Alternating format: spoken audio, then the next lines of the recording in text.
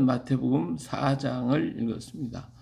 마태복음 4장에는 예수님께서 시험 받으신 장면, 그리고 예수님이 갈릴리 지방을 다니시면서 제자들을 선택한 장면이 나오죠. 자, 예수님께서 세례 요한에게 세례를 받고, 그리고 시험산으로 가게 됩니다. 그래서 그곳에서 시험을 받으시러 광야로 하셨다. 근데 자, 마귀에게 시험을 받는다는 것이 좀 이상하죠.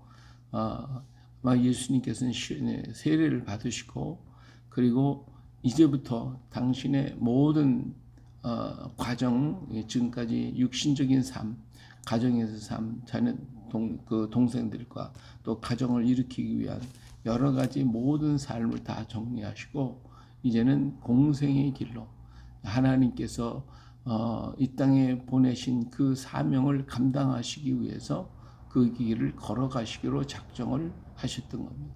자, 그러면 나는 과연 어떻게 이 아버지께서 내게 맡긴 사명을 감당할 수 있을까? 어떻게 하면 이 일을 잘 이룰 수 있을까?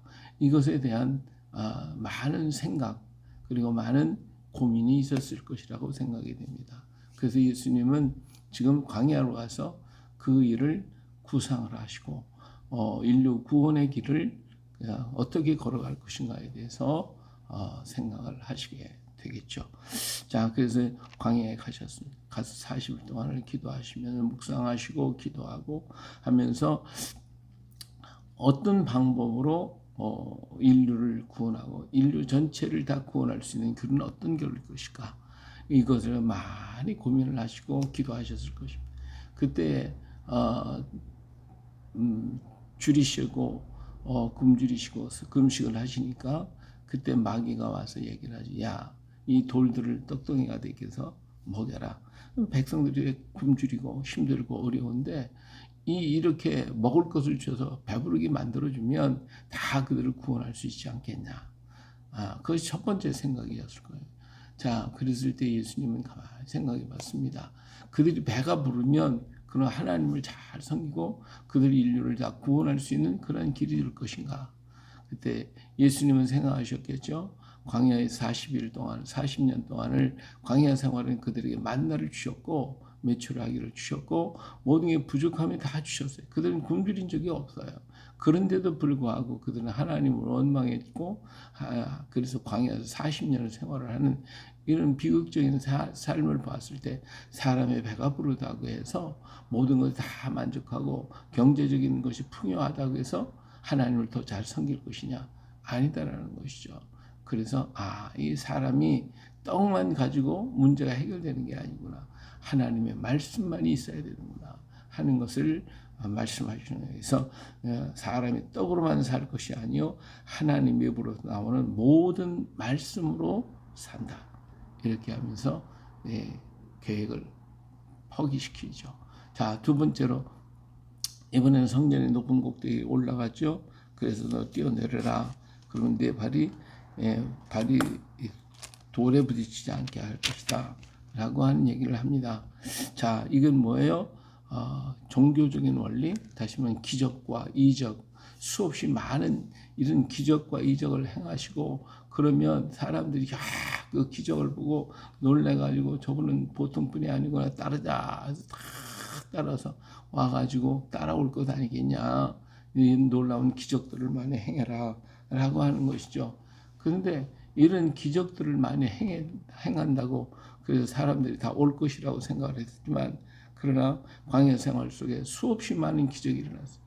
엄청난 기적이 일어나서 홍해 바다가 갈라지고 우리 반석이 깨어져서 물이 나오게 됐고 광야 만나와 메추라기들이 쏟아져서 먹을 수 있었고 하여튼 그 40년 광야 생활 속에 옷이 낡아지거나 발이 부르거나 이런 일이 얼마나 이런 큰 기적 속에 살았냐 이거예요. 그런데 그들은 과연 구원받았는가? 그들은 과연 하나님을 전심으로 따랐는가? 아니잖아요. 이런 기적이 인간을 구원하는 게 아니고 이 기적이 있을 때만 있었는가 보다. 어떻게 하다가 생겼는가 보다. 이걸 끝나지 그걸 가지고 구원할 수가 없다라고 하는 사실을 주님 깨닫고 너희를 하나님을 시험하지 말라. 그것은 아니다 하면서 예수님은 그것을 단호히 물리치셨죠. 자, 이번에는 천하만국을 다 마귀가 보여줬잖아요. 그리고 내게 절하라, 나에게 절하라. 이건 뭐예요? 정치적인 원리죠. 정치적인 세상의 모든 것들을 전부 다 장악하고 뺏어가지고 그 밑에 서게 된다면, 그러면 뭐 천하만국이 다 예수님이 전부 다 장악해가지고 정치적으로 권력을 가지고 세상을 다스리면 되지 않겠나. 근데 그것이 아니더라 그거죠. 아주 굉장히 고무적인 그런 얘기지만, 그러나 권력이라고 하는 것이 결국 어떻게 됩니까?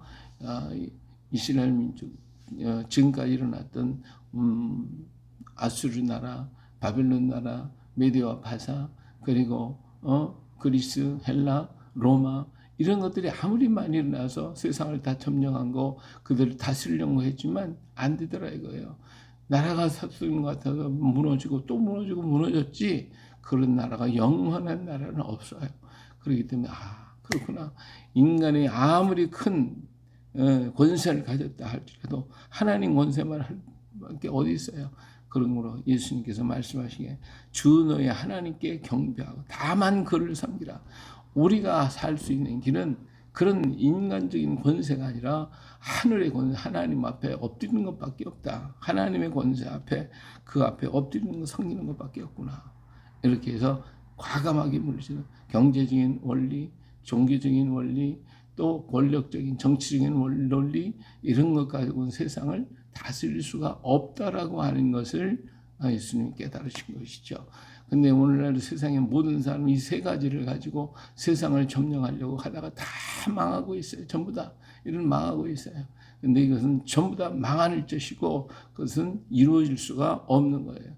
예수님은 여기서 한 가지 결심하고, 비록 기록되어 있지는 않지만 예수님은 한 가지 마음에 딱 결심하시고 내려가셨을 때 천사가 그 마음을 보고 도왔다. 함께 수종을 들었다. 그 길이 뭐예요?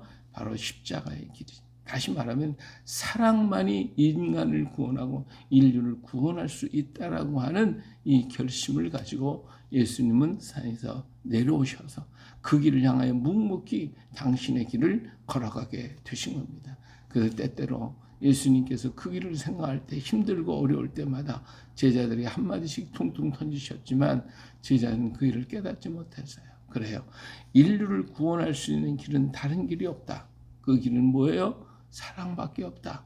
사랑으로서 인류 세상은 정복이 되는 것이지 권력이나 기적이나 무슨 풍성 경제적인 것을 가지고 인류를 구원할 수 있는 길은 전혀 없다. 세상을 살아갈 수 있는, 살아가는 방법도 뭐 물질적인 거, 또 기적과 그리고 권력을 가지고 모든 것을 아무리 사람의 마음을 돌이키려 해도 안 되는 거예요. 진정한 영혼의 변화는 사랑밖에 없다. 그것을 우리 주님은 체험하셨고, 사랑이 하나님이셨기 때문에 그 사랑을 실천하겠다라고 하시면서 십자가의 길을 묵묵히 걸어가시는 주님의 모습을 봅니다. 그래요. 오늘 우리가 세상을 이길 수 있는 힘은, 어떤 것도 무너뜨리고 녹일 수 있는 길은 사랑밖에 없습니다. 그 사랑의 길을 그들이 알아주든지 처음에는 안 알아줄 것이고 믿지를 못하겠지만, 그러나 끊임없이 계속해서 사랑을 베풀어주면 그 사랑이 녹아지고 말게 될 것입니다. 오늘 우리들의 이웃과 내 주변과 환경을 변화시킬 수 있는 유일한 길은 사랑밖에 없다. 사랑으로 행하는 것, 물질도 사랑으로, 권력도 사랑으로, 내가 모든 문제들을 사랑을 가지고 행할 때에 거기에서 기적이 일어나는 거고 역사가 일어나는 것이지, 사랑이 빠지면 아무것도 소용이 없다는 거.